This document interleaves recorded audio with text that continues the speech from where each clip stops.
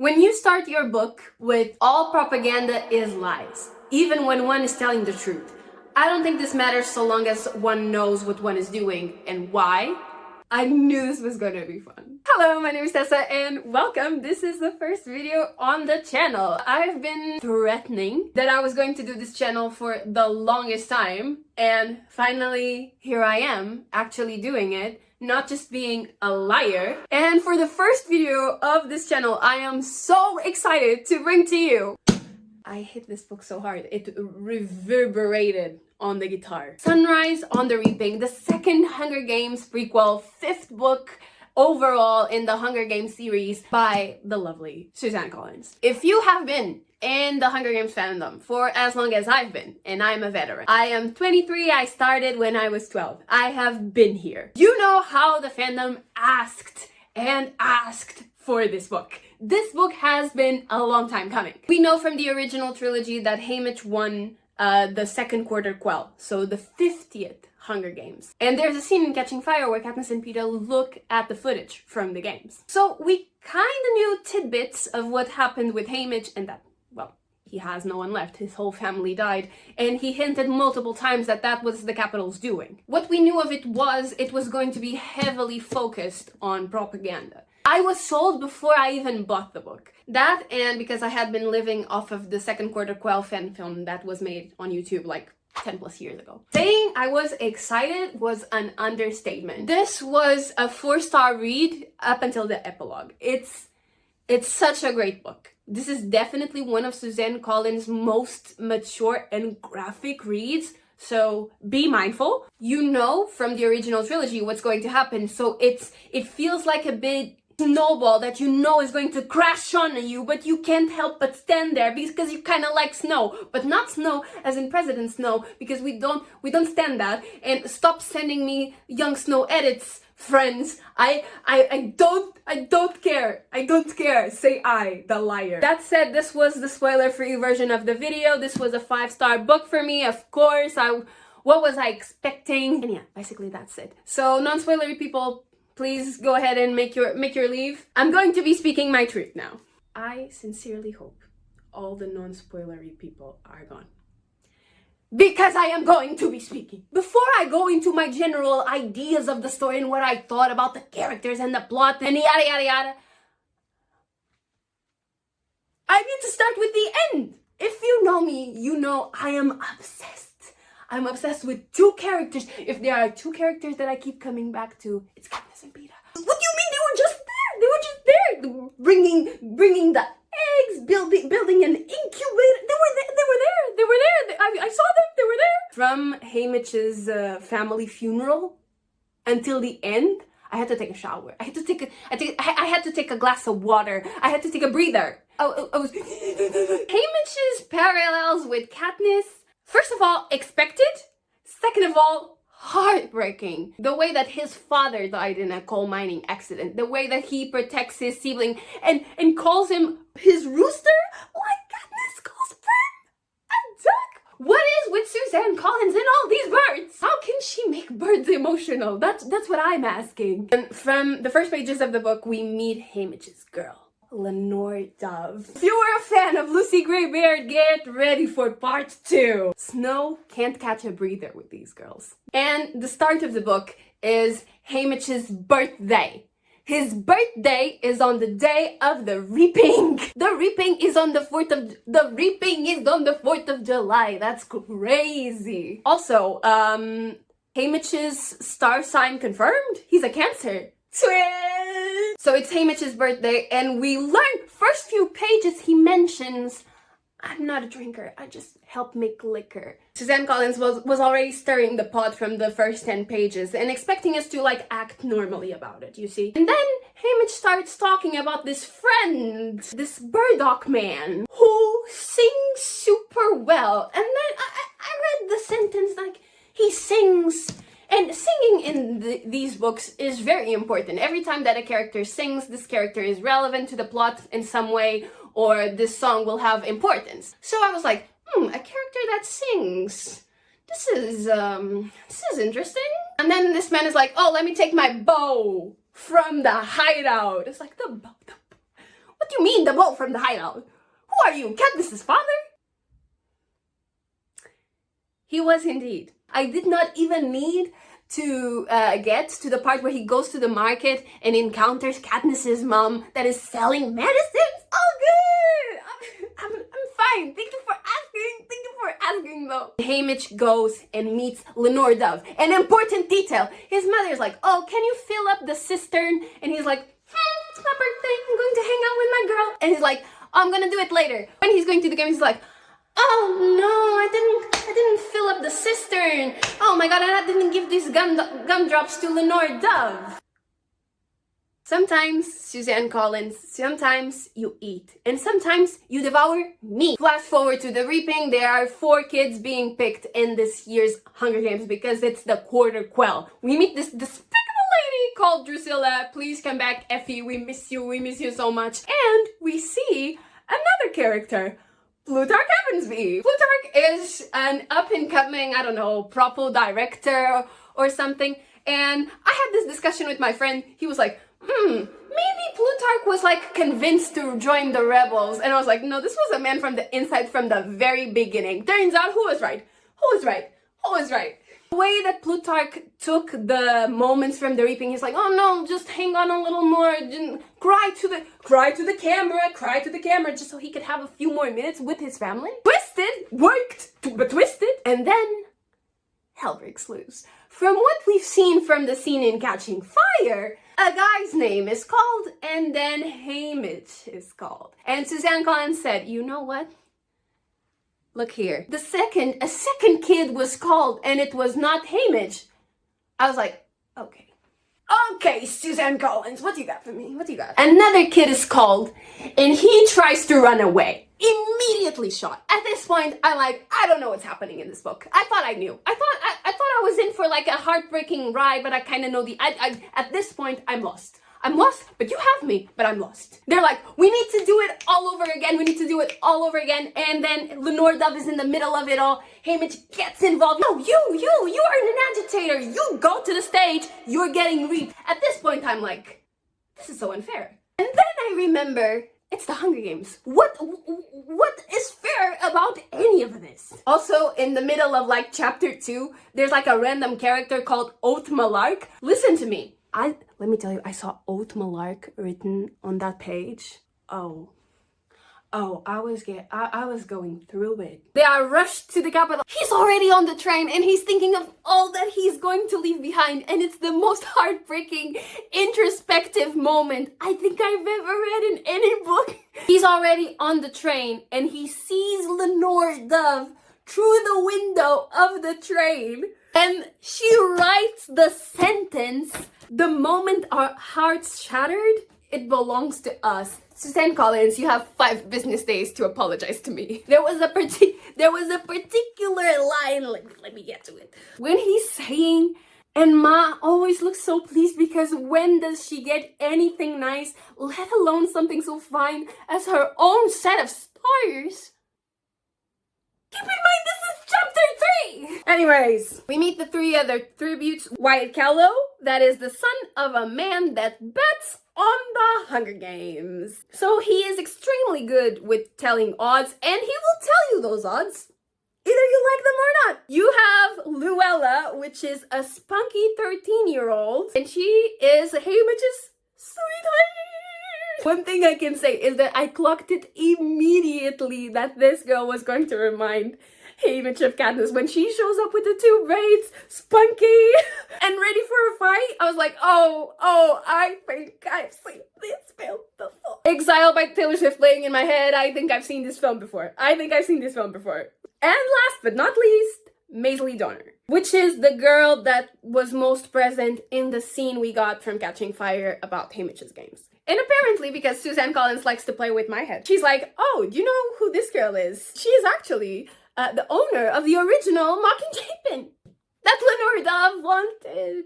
And Maisley is a fashionista. She is not afraid to tell Drusilla that she looks awful, that she never looked good. In fact, she has never looked good a day in her life. She will tell it to your face. She is not afraid. She's fashion police. They are taken to the tribute center after the train, and they find the other 44 kids that are going with them to the arena. They have the tribute parade, and their stylist is a guy called Magnu, and he is woo. I was expecting an ally in the stylist. I got it later, but who is this man licking toads? I'm like, a man licking toads. It's like that scene in Baldur's Gate 3 where Gale sees you lick a dead spider. It's like, oh, you licked a dead spider. I guess licking toads is okay for you if the Hunger Games is okay for you. I don't understand capital people. I'm not pretending to. And we get to the tribute parade, and there's a malfunctioning with the carriage, and Luella dies. Correct me if I'm wrong, and I can be wrong because I don't have the book here with me. I think in Ballad, another tribute also died before entering the arena. So it's like, I think this was the turning point where they started taking better care of their tributes. Because if you have less kids to go into the arena, it's less entertainment. Awful. That's disgusting. Luella dies, and Haymitch makes sure to go with her body to the front of President Snow's house, and he's like, look what you did. Look at the spectacle that you did. I'm gonna applaud you for having killed this young girl. You know, sometimes we have the option to not F-A-F-O. We have that option, Haymitch. I could see this going sour. Just from this. If Katniss had even thought of doing something like this. You know when you read a book and you're already like, It was extremely brave, and it was such an important moment in the book. Also, quick note, a thing that I really appreciated was Suzanne Collins writing all of the tributes' names in the book. Because we never get this with Katniss. She's saying, yes, there are a lot, and they're even divided by colors at one point in the book. She's like, no. They had names, they were people, they died. You know who's gonna win. So at this point, you're looking at 47 people that are going to die. If you stop for a second and you think about what everything in this book implies, it goes so much deeper than was initially written on the page. Suzanne Collins, I'm mailing you therapy pills. And then Suzanne Collins said, I'm gonna FAFO. And she's like, oh, you know who your mentors are? Mags and Virus and look who's here! Beatty! And not only is Beatty here, he's the father of one of the tributes. This is so sick and twisted. And you find out more about Virus's arena, the whole thing with the mirror. I would have gone insane. I can't blame this woman. Beatty also had a similar revolutionary behavior, and he is being punished now, and he is mentoring his own kid that is 12. The youngest age you can be to be picked for the Hunger Games, and he's mentoring his kid to go to the arena to die. At this point, I want to twist Snow's nuts. We meet Ambert, which is such a cute kid. When he says, oh, do you want to go and meet my father? I was like, who is this kid? And then he's like, my father with a potato. I was like, your father with a potato? This kid is insane. And I was like, oh no, it's Suzanne Collins that's insane. And then the craziest scene in the whole book happens. Haymitch is called to meet with President Snow. Plutarch is the one that takes him there, and he's giving him all hints and like little clues on what the arena is going to be about, and he's saying, oh, you can also find a lot of clues in training. And they come to a point where President Snow comes into the room, and he comes into the room gagging. Okay, he's already like, and Plutarch is like, oh, sir, let's take care of this. Haymitch, can you go in and get the milk? Haymitch is like, of course I can go and get the milk. I'll go get the milk. And he takes his time to get the milk. And when he turns, he finds the milk. He looks at the bottle. He's like, chugs the whole thing. With President Snow dying because he needs the milk. And I'm like, what a savage. Little did I know. Again, if Katniss had even dreamed of pulling one of whatever this is. Snow composes himself and he's like, oh, I have someone to introduce to you. And he brings out Lulu, who looks exactly like Luella, the girl we just saw die in the tribute parade. If I wanted to twist this guy's nuts before, right now, I've pulled them out. It's like, my mind immediately went to my man, Peter Malak. I'm sorry. This is how my brain works. I was like, what if Haymitch's first thought when he saw hijacked Peter was, what if he's actually not it? Because this girl is not it. It's not the same girl. It's a random daughter of a rebel that they altered physically to look like Luella so they can send her into the audience. There's no snow edit you could send me. You could send me a snow edit with Breaking Dishes by Rihanna playing in the background. I won't even open it. I won't even care. And I love Breaking Dishes by Rihanna. Like, they go through the interviews go well, they try and sell an image. These kids didn't even get a proper stylist until Effie Trinket joins the party. Listen, if I was excited for anyone, it was for this woman. I love Effie Trinket. I love her whole arc. There's even one point in this book where she's like, oh, but the Hunger Games aren't necessary. And at the end of the third book in the original trilogy, she's essentially a rebel. Oh, if you drink it. Throughout this whole thing, Haymitch is being led into a plot where they're actively trying to destroy the arena. It isn't like Katniss's attempt in Catching Fire, where she just remembered to shoot an arrow up to the sky to blow up the force field. She was picking up on information. This was an actual plan. They actually tried to break the arena, to overthrow the capital. They were trying for these to be significant games. They were trying for these to be the last games, which is so sad. Also, can we talk about how like every character in this book was like so extremely open about hating the capital, about wanting for change, about like being done with the rules and the oppression. Maisley was so vocal. I couldn't even believe how much I was liking Maisley's character. Was she impossible in the beginning of the book? Yes, absolutely. And what about it? Can a girl have hobbies? Can a girl have a personality? Leave her alone. The phone call with Lenore Dove. Oh, the live your life, sing your songs, whatever he says to her, and she's like, oh no, like my geese I made for life, get out of here. I hate Suzanne Collins. He thinks of her so often as oh my god, this girl is the love of my life, my girl, my love of my life. Suzanne Collins, be honest with me, is this why you never gave us the original trilogy in Peter's point of view, even though we essentially begged on our knees? Is this how you write a man in love? And you were like, yeah, I'm not going to handle this. And you were right. I'm still asking. When the games begin, it's so gruesome. It's literally one gruesome thing after the next. It's one of the most beautiful arenas yet everything is poison, from the water to the, like, he suspects the animals, the food, the fruit, all's poisonous. Ampert's death was so insanely vomit-inducing for me. I had to stop reading. I had to process. I was like, no.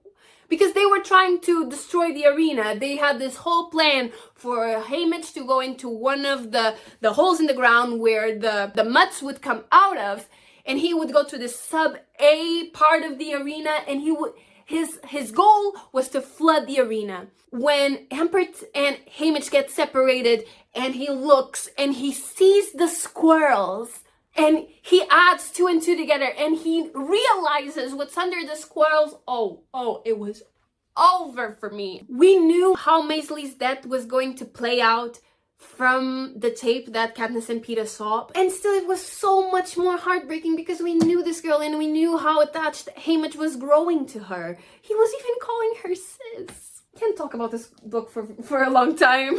Welly, oh my goodness. It was one of the most graphic scenes in any Hunger Games book. And the whole violent like scene after that, it was... all of the games were vomit-inducing. Lulu's death, oh my goodness. He tries to flood the arena, he can't. There's a volcano eruption, a lot of kids die. There's even a scene where they encounter game makers in the arena. They don't show this in the recap of the games that we see at the end, which is the tape that Katniss and Peeta saw. So why did the capital choose these people to go clean the arena? What was the purpose? I've been trying to wrap my head around it, and the only explanation I find is this is the capital's way of showing that they control everyone. They don't just control the districts, they also control their own people. No one is safe. That's why Plutarch talks so much about freedom, and the people from the districts aren't even aware that the people from the capital are also kind of oppressed, because even though the capital is the one to blame and they're the evil guys, they're the real enemy. Inside the real enemy, there's the central enemy, which is Snow. When we get to the end of the games, Haymitch is about to himself, you know? And this is a parallel to Katniss's games. They were about to themselves. It is so important, it is so crucial in the entire Hunger Games series that they did it at the same time. Haymitch tried to himself after he had won. He was already being declared the victor, and he was like, actually no victor this year. Again, was it Snow's last straw? If this was Katniss, clapping for the dead girl would have been the last straw. Haymitch wins. Haymitch is now being kept under lock and key in a diet of strictly milk and rolls, which was President Snow's diet after the whole thing with the oysters earlier. This is how we know that this is a punishment. And while Haymitch is here, he sees a video of Lucy Greybeard in Snow's scene with Haymitch. There is literally a part where he turns to him and is like, I know your toy, I had one just like it. Haymitch is like, how does this guy know so much about my girl? It's while he's under captivity that he connects the dots. Snow, when he was young, must have fallen in love with one of the Covey girls. And this is why he holds such a resentment. It must have gone wrong. What is happening with Lenore Dove? He is shown the tape that we have seen in Catching Fire, and the whole tape is propaganda. And this is the most impressive part of the book, because when we see Haymitch see the tape, we realize that we as readers have been victims of propaganda. We, just like Katniss and Peeta, believed the tape that we saw as truth. We sense how unfair this was for Haymitch. We sense how untrue it is, because now we've seen the truth through his eyes. The scene of him climbing onto the train with the caskets. He gets home. He sees the house on fire. The whole scene is not only nerve-wracking and extremely graphic, it's also agonizing. He's being pulled back by Burdock and Blair. He's screaming at his mother and brother, and when they finally pull them out and they go and they have the burial, and Burdock starts to sing In the Old There Before, I called my mom crying, I called my boyfriend crying, I was a wreck. From then on, it only worsened. I thought was that Lenore Dove at this point was the whole scene of him giving the gumdrop, putting the gumdrop into her mouth, feeding her more than one. I was screaming. I had clocked it. I was never so agonized or angry or disgusted by any scene that I had clocked before. This much crying, screaming into the book. I was like shaking the book. I was like, I can't believe this is happening. Take me out of here. And she's like, you have to stop the sun from rising on the repaying. And when we get the parallel to that line in the epilogue, Haymitch talking about Katniss being like, she's the one that kept the sun from rising. I want you to stop right here. I want you to think of your actions. The 27th chapter is one of the most harrowing, horrible chapters I have ever read in fiction. The way she separates the prose with her music. I love how much Suzanne Collins incorporates music into these books, how music plays such a big part and how music is so political. However, in this last chapter, Haymitch's descent into substance abuse is so heartbreaking and harrowing and sad to see. You are finally getting to see him how he is in the original trilogy, and you knew the story was going to end up here, but you can't help but feel extremely bad for this man. Snow made Haymitch what he is today, and when Plutarch tells him, oh, we're only part of a bigger plan. The revolution is still going to happen. Maybe it's going to happen a few years from now, but it's still going to happen. And he doubles down and he says, we just need someone like you, but luckier. And when he says in the epilogue, Peeta says she's like me. I won't even begin speaking about the epilogue because I am not ready. You know, if you would have told 13-year-old me she would see Katniss and Peeta in an epilogue, Actually, I can't reread the epilogue because I will start crying. I can't even look at it. So yeah, this was my review slash reaction slash whatever you want to call it to Sunrise on the Reaping. I truly love this book. It is so special to me. I will reread it tons and tons and tons of times and skip the epilogue every single time. Because I don't deserve it, Suzanne Collins. I don't deserve to suffer that much. I don't deserve to cry that much. So yeah, I hope you like the long video content format. I'm still getting used to this. I want to upgrade this whole setup, like get some lights, get a nicer mic. But this is just my way of telling myself, do this, girl, it's not that scary. I hope there's more content to come. I want to do more reactions, I want to do more things, but as of now, that was it. I'll see you guys next time. Bye bye.